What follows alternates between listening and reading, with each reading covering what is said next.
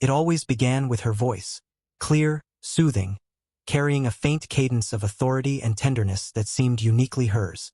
"Brian," Linda would say, drawing out the single syllable of my name like it was some sacred mantra, capable of halting my racing thoughts and reorienting my entire world. I grew up loving and fearing that voice. Not because she was ever cruel. Linda, my mother, had never been anything but kind. It was because her voice always carried the weight of certainty, the promise that she was right even when I didn't want to believe her. "Call me Linda," she told me as a kid, winking. "Not Mom. We're friends, after all. Equals." Even then, I knew we weren't, not in the ways that mattered. But I'd nodded, swallowing my discomfort. Friends. Sure. For most of my life, Linda wasn't there. That role, the dependable presence of a parent, fell to Rachel, my grandmother, who raised me while Linda carved out a career in corporate law. I never resented her absence, or at least I didn't think I did. Instead, I admired her from afar. The long hours, the quiet ferocity with which she climbed the ladder. Linda was the epitome of grace under pressure. Yet, there was a chasm between us, one we bridged through ritual rather than intimacy. Visits, holidays, long phone calls when she'd ask about my studies, my goals, my plans. But they were infrequent enough that I craved more than I admitted. When I moved out of Rachel's house at 23, Linda seemed almost relieved. "You're finally getting out into the world," she'd said, her smile framed by perfect teeth and lipstick that never smudged. "But don't lose yourself in fleeting nonsense. You need someone stable, someone serious." Of course, I'd laughed her off. What else could I do? My mother, Linda, had a habit of saying things that felt half advice, half warning, and wholly insistent. Now, at 28, the apartment Olivia and I shared had become a battleground of awkward silences and unspoken disagreements. She was beautiful, funny, and kind, yet Linda disapproved. "She's young," Linda had said, after meeting Olivia for the first time.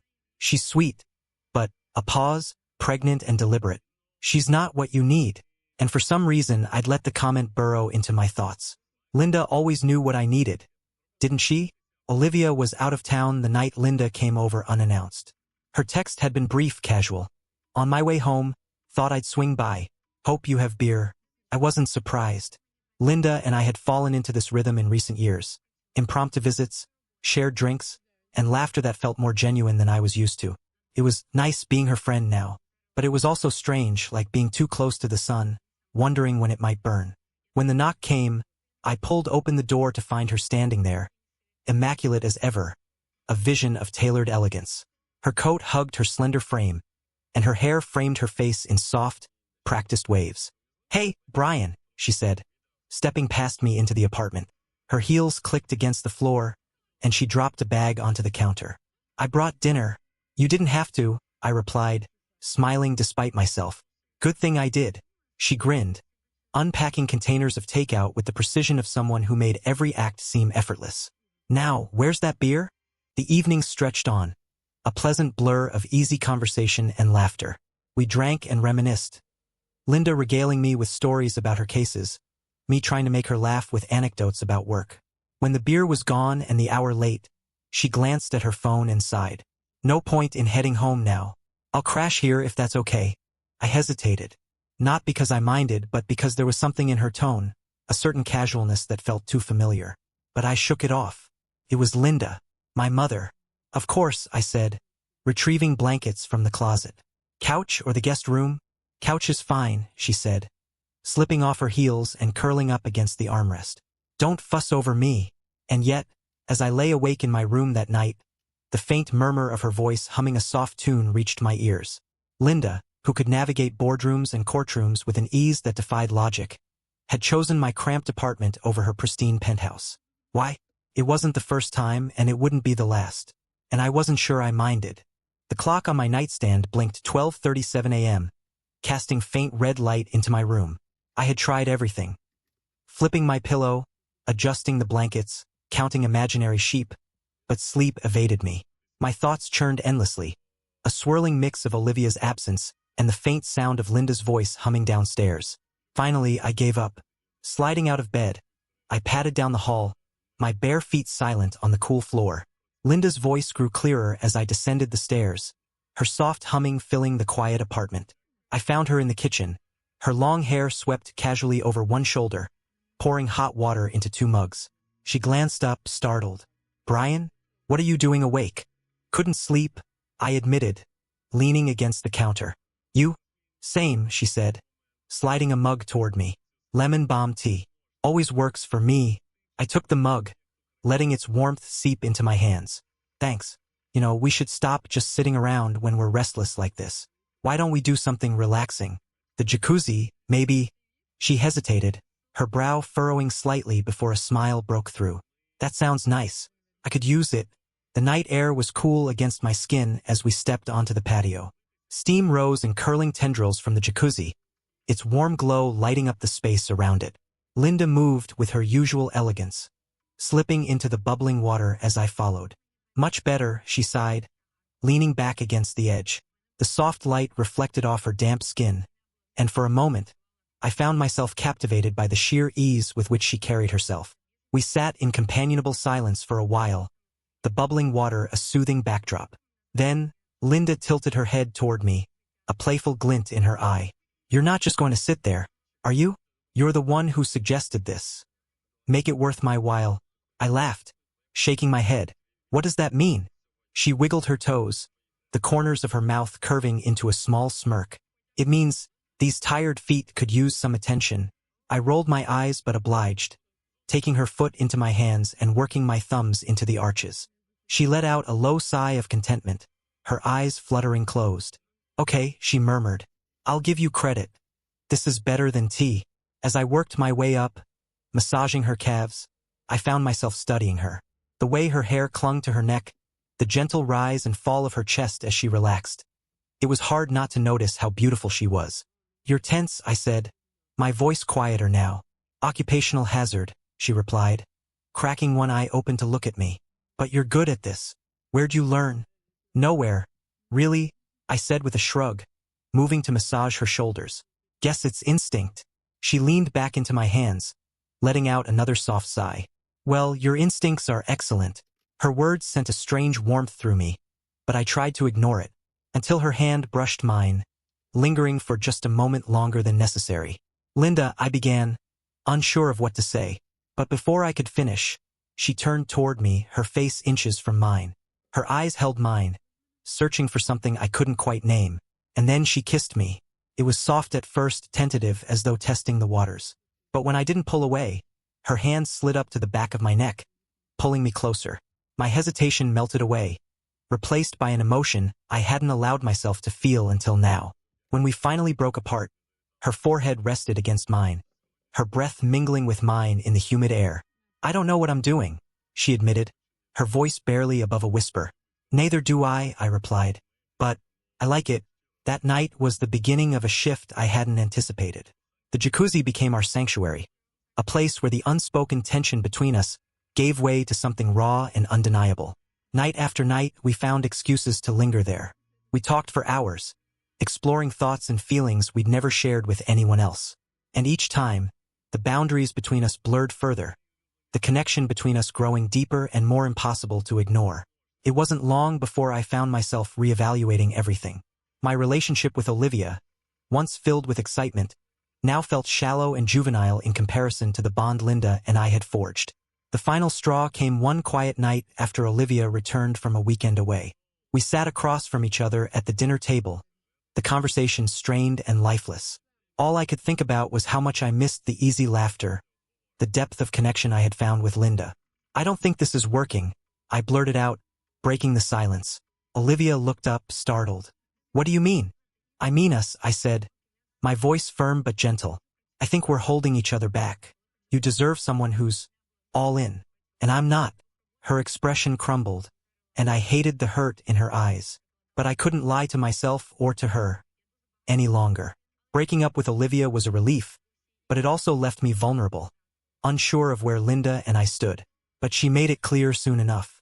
One evening, as we stood in the kitchen washing dishes together, she leaned over and kissed my cheek. "What was that for?" I asked, surprised. She smiled, her hand brushing mine. "For being brave. For knowing what you want." I met her gaze, my heart pounding. "And what do you want?" Her smile deepened, and she leaned in closer. "You." The heat between us ignited then, the culmination of weeks of suppressed emotion finally breaking free. In her arms, I found something I hadn't even known I was searching for: passion, understanding, and a sense of belonging that had always eluded me. Linda was everything I needed, and for the first time I wasn't afraid to admit it. The weeks that followed felt like stepping into an entirely new chapter of my life. Every day seemed brighter, every moment more vivid, with Linda by my side. The hesitation and confusion that had once clouded our interactions were gone, replaced by a sense of mutual understanding and connection that ran deeper than words. Linda, ever the beacon of composure and strength, had started showing a softer side, a warmth and vulnerability I hadn't seen before. She encouraged me to explore new horizons, subtly but unmistakably pushing me to grow in ways I hadn't thought possible. "You've got a great eye for detail, Brian," she said one evening as we sat at the dining table, my laptop open between us. I was showing her the results of a free digital design course I had taken on a whim. "You could really do something with this." I smiled, feeling a swell of pride at her words. "You think so?" She nodded, her gaze unwavering. "I know so. You just need to put in the effort. If you stick with it, you could go far." Her faith in me was infectious. Inspired by her encouragement, I signed up for a more advanced course the very next day. The work was challenging, but with Linda cheering me on, I felt unstoppable. One afternoon, as I worked on a design project for the course, Linda leaned over my shoulder, her presence both calming and exhilarating. "That's looking good," she said, her voice low and warm. "See? I told you. You just needed a little push." I turned to look at her, meeting her amused gaze. "You really think I have a knack for this, huh?" She smirked, her lips curving into that playful expression I was growing to adore. "Oh, absolutely. A woman like me can turn you into a real adult man. You just needed the right motivation." I laughed, shaking my head. "And that's you." Her smirk softened into a smile, and she brushed a hand against my cheek. "Who else?" The moment lingered between us, her hand resting lightly on my face, her eyes filled with affection and something deeper. Slowly, she leaned in, her lips brushing mine in a kiss that was both tender and full of promise. Our kisses had become frequent, a natural part of our days and nights together. They were no longer confined to the hazy warmth of the jacuzzi. Instead, they found us in the quiet moments, while cooking dinner, folding laundry, or even just sitting on the couch watching TV.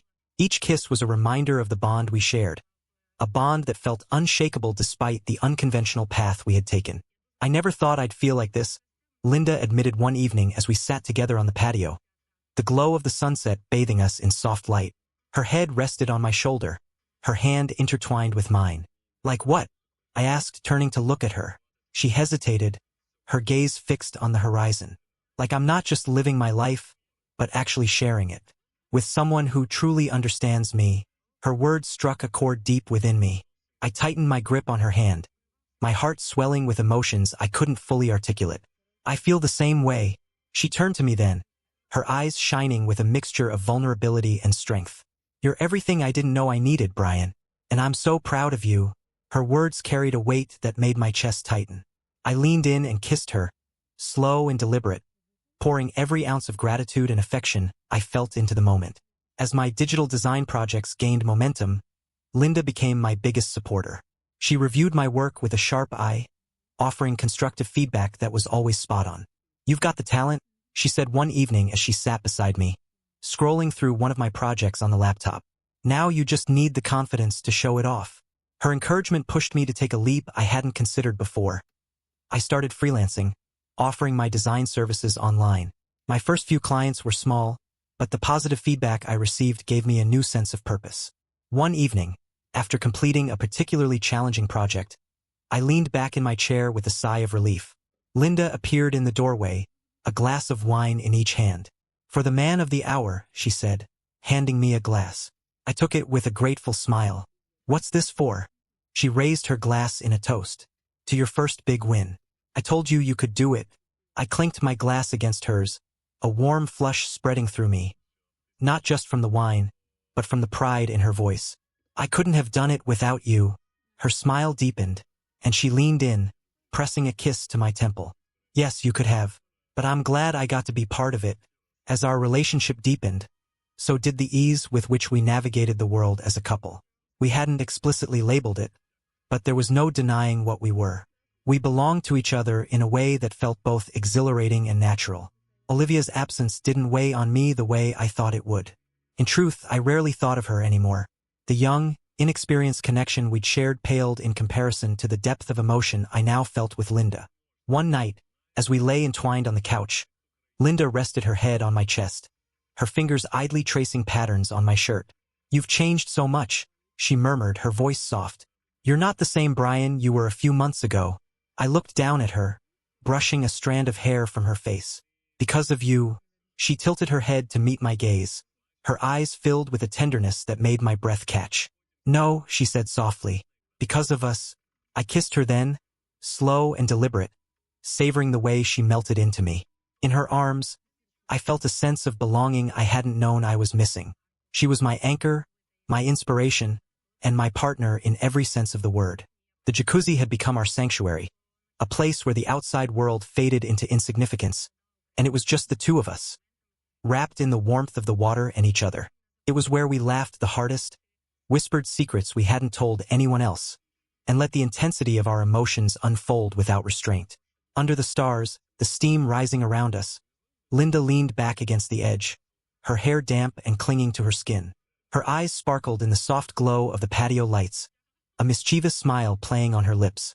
"You know," she teased, swirling the water lazily with her fingers, "for someone who claims to have been restless and unfocused not long ago, you've come a long way."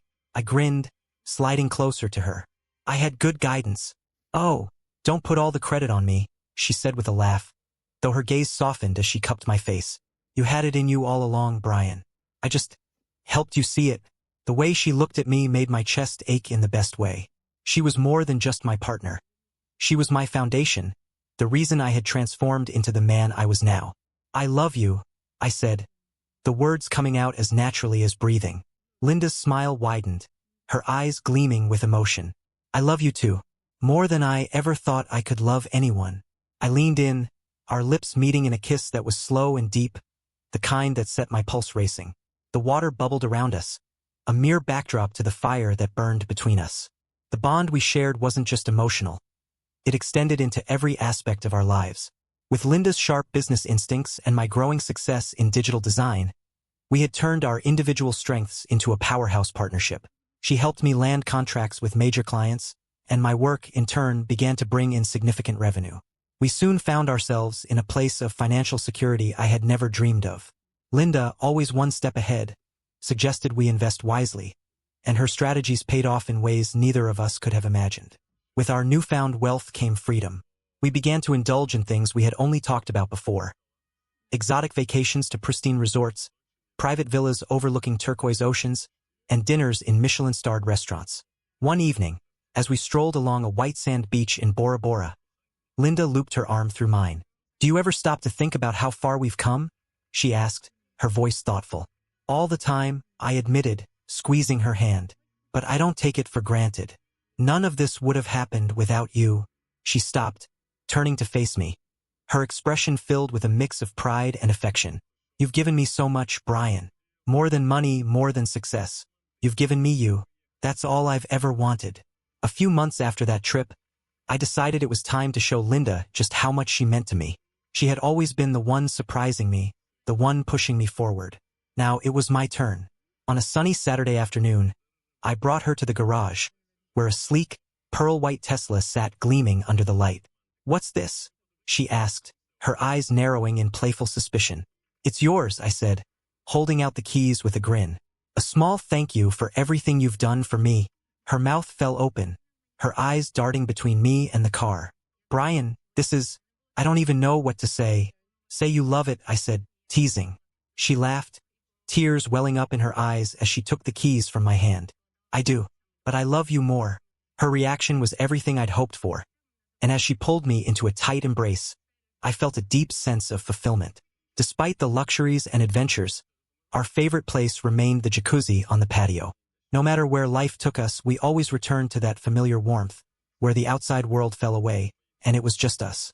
One particularly cool evening, as the steam curled around us and the stars twinkled above, Linda rested her head on my chest.